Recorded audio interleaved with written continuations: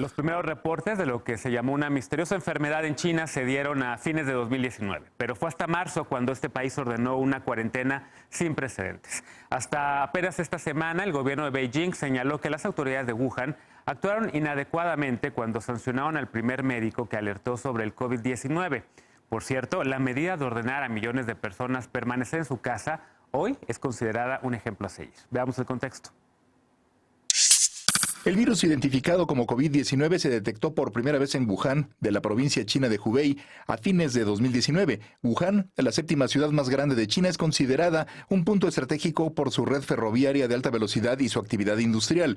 Desde entonces se han reportado 230,000 personas contagiadas en 166 países. De las 9,000 muertes registradas en el mundo, 3,100 ocurrieron en China, que este miércoles por primera vez no reportó ningún nuevo caso. El primer caso fuera de China fue reportado el 13 de enero en Tailandia. Luego de expandirse en Asia, actualmente Europa es considerada el centro neurálgico de los contagios. El 30 de enero, la Organización Mundial de la Salud declaró emergencia internacional de salud pública y el 11 de marzo alcanzó el grado de pandemia. Tras el reporte de los primeros casos en Francia, Italia y España, han sido las naciones con más casos reportados. Los países que integran la Unión Europea han declarado alerta y cerrado sus fronteras. En Estados Unidos, los Centros para el Control y la Prevención de Enfermedades informaron el 21 de enero sobre el primer caso registrado en su territorio. La semana pasada, Donald Trump declaró emergencia nacional, prohibió la entrada a vuelos provenientes de Europa y acordó el cierre de su frontera con Canadá. En América Latina, Brasil fue el primer país en confirmar un caso positivo el 26 de febrero y 2 días después, México. Punto y contrapunto. Gracias. Bueno, primer tema a discutir esta noche de viernes. Estamos completamente en vivo desde los estudios de Foro TV, guardando la sana distancia. Aquí en el foro me acompaña Jorge Armijo. Él es secretario ejecutivo del programa de jóvenes del Consejo Mexicano de Asuntos Internacionales, el COMEX. ¿Cómo estás, Jorge? Muy bien, Genaro. Muchísimo gusto estar por acá. Qué gusto tenerte por aquí. Gracias. Nos acompaña también Mike Alfredo Hernández Peñaflor, Miguel Alfredo Hernández Peñaflor, dirigente juvenil del Partido Acción Nacional. Mike, porque así nos conocemos desde Sin Filtro. ¿Cómo estás? Así es, Genaro. Con el gusto de verte a ti y a todo el público. Bienvenido. Nos acompañan desde casa Lila Abed, analista en temas internacionales. Ya la conoces también, amiga de este espacio. ¿Cómo estás, Lila? Buenas noches. Muy bien, Genaro, muchas gracias por la invitación. Al contrario, a ti. Y también está con nosotros Ibis Pérez, ella es internacionalista e integrante también del programa de Jóvenes Comexi. Los cuatro son integrantes de este programa de jóvenes, por cierto, de internacionalistas que analizan la realidad del mundo y también, por supuesto, con una perspectiva en México.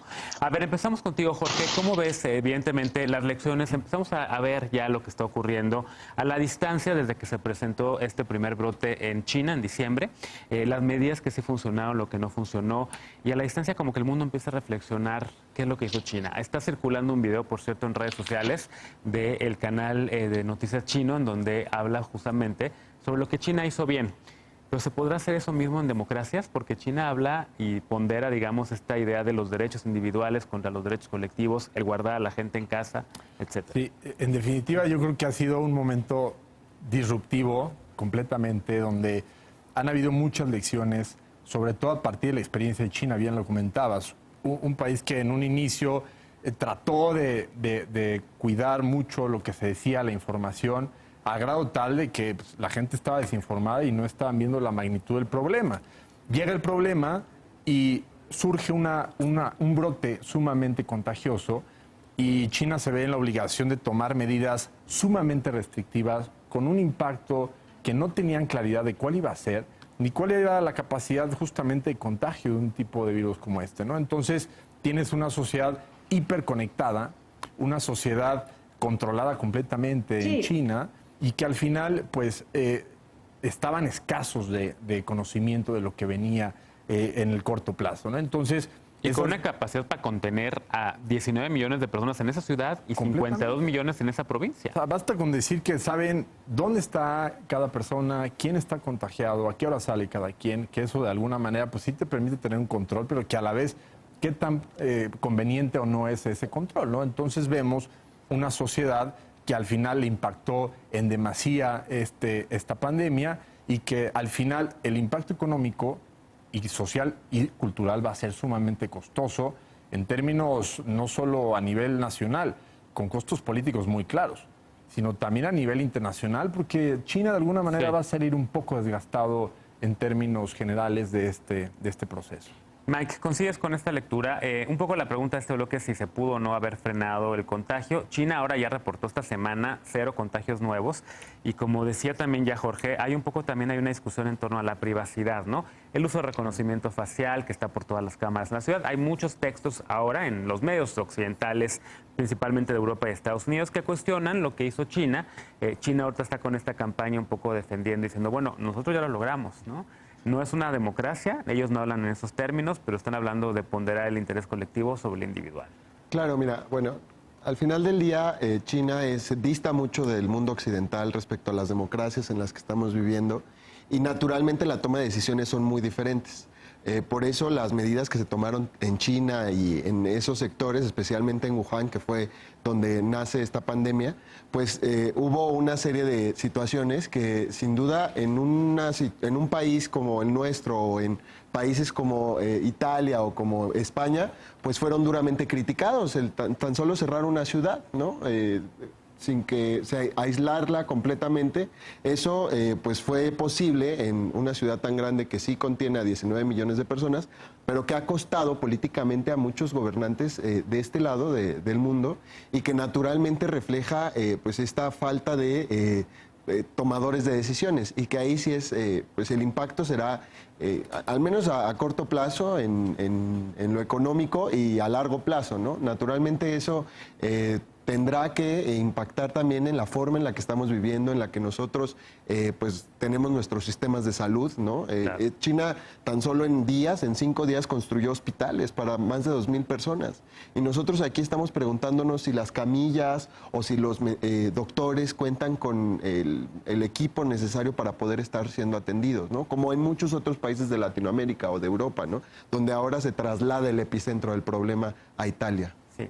Lila, un poco pensando y reflexionando sobre lo que sí pudo hacer China, un país de casi 1.400 millones de habitantes, que en efecto presentó en un inicio, fue el epicentro, digamos, de la pandemia, ya está contenida. 1.400 millones de habitantes, 80 y tantos mil casos, entre comillas, solamente. Estados Unidos ahorita está teniendo un brote bastante interesante de cómo se está moviendo la curva, sobre todo en Nueva York, que se está convirtiendo en el epicentro de Estados Unidos, con una ciudad también de unos 20 millones, con toda la zona urbana de esa ciudad, y que no está logrando contener la pandemia. Una democracia en Estados Unidos. ¿Cómo lo ves?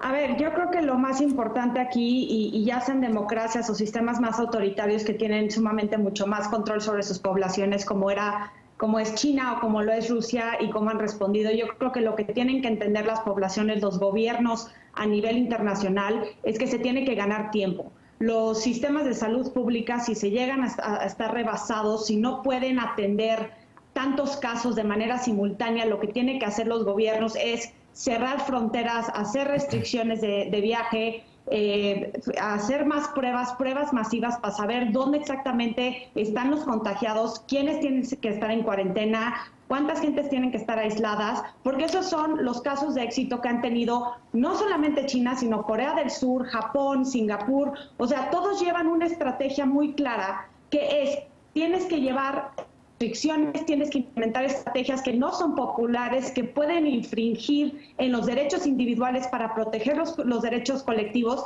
porque este virus no va a respetar fronteras, no va a respetar sistemas políticos. Lo único que tienen que hacer los gobiernos es proteger la salud de sus ciudadanos, y la única manera de hacerlo es ganando tiempo para que puedan generar y producir más equipo médico, para que puedan tener más hospitales, para que no tengan tantos casos al mismo tiempo, porque eso es lo que va a hacer que fracasen los sistemas de salud pública, como ya lo vimos en Italia, lo estamos viendo en tiempo real en Estados Unidos. Tienen que un poco generar una curva mucho más baja para prevenir que sean tantos casos a la vez, para también reducir el daño colateral que se puede generar en este tipo de casos y de este tipo de viruses, como lo hemos visto en el pasado, como en SARS con el 2002 y en el 2003.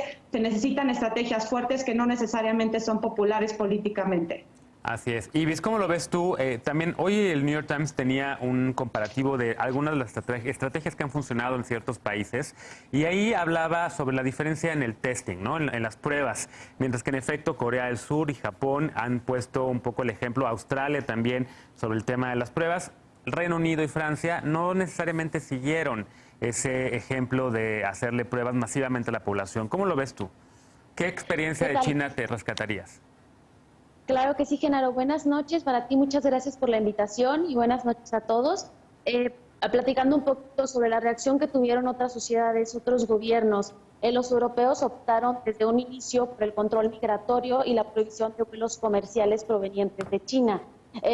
Era reconocido que se encontraban ellos en un periodo de crisis internas, tenían la salida del Reino Unido que acababa de pasar, incluso con manifestaciones que se empezaban a desarrollar en los meses pasados, todo lo que igual dificultó un poco lo que era la cooperación entre los mismos estados europeos, los países europeos, y pudo haber sido a lo mejor un poco el que pudo solventar las medidas, ¿no? En Estados Unidos, el presidente Donald Trump dio el día de hoy un acuerdo con México para la suspensión del tráfico artificial en sus fronteras. Entonces yo creo que podemos tomar esos ejemplos para frenar la pandemia del coronavirus. Sí. Sabes que estamos teniendo problemas con tu audio. Ahorita vamos a pedirle a producción que lo pueda checar un poquito. Se oye de repente cortada la voz.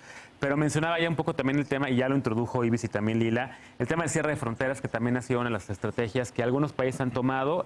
Empezaron Estados Unidos, que ya justamente anunció el cierre también de la frontera con Canadá y el cierre parcial de la frontera con México. Otros países también en la Unión Europea están restringiendo el movimiento de sus ciudadanos solamente en la zona Schengen. ¿Eso está generando también un brote de xenofobia? ¿Es una buena medida? Yo creo que es una medida peligrosa en términos del contexto internacional que nos encontramos, donde están surgiendo nacionalismos en distintas partes del mundo, por un lado, y por el otro lado que se está afectando justamente el sistema multilateral y la cooperación internacional, que en estos casos resulta ser esencial. Estamos viendo que gracias a la respuesta de la Organización Mundial de la Salud, se está pudiendo tener esta coordinación entre los distintos esfuerzos locales que están buscando ya incluso la vacuna para atender pues, esta pandemia. Pero si tú tienes países que empiezan a tomar decisiones unilaterales, como el caso de Estados Unidos, evidentemente la reacción de la Unión Europea es responder de manera recíproca. Y eso te va generando un efecto dominó que al final del camino no está siendo lo más conveniente para un contexto tan polarizado, tan dividido y que viene enfrentándose a una crisis financiera y económica que todo el mundo lo ha dicho. Estamos en vísperas de una crisis que no se ha visto en la historia de la humanidad. En ese sentido, yo apostaría que... De una crisis económica. De una crisis económica, por supuesto. Yo apostaría, porque ya estamos en la crisis. A ver, y que viene de un contexto de una guerra comercial entre China y Estados Unidos. Pero déjame hacer una pausa y vamos a regresar a retomar esta idea del sistema internacional y cómo está conectado y cómo está dando respuesta a esta crisis que estamos enfrentando, una pandemia global que, en efecto, como decía Lila, no conoce fronteras. Es una pandemia en tiempos de la globalización. Regresamos después de la pausa. La ONU, Naciones Unidas, pide a las naciones ricas, a los países ricos, tomar medidas coordinadas ante la depresión económica que ocasionará el COVID-19 y que la Organización Internacional del Trabajo estima en 25 millones de empleos perdidos. Regresamos a Punto y Contrapunto con este tema, no te vayas.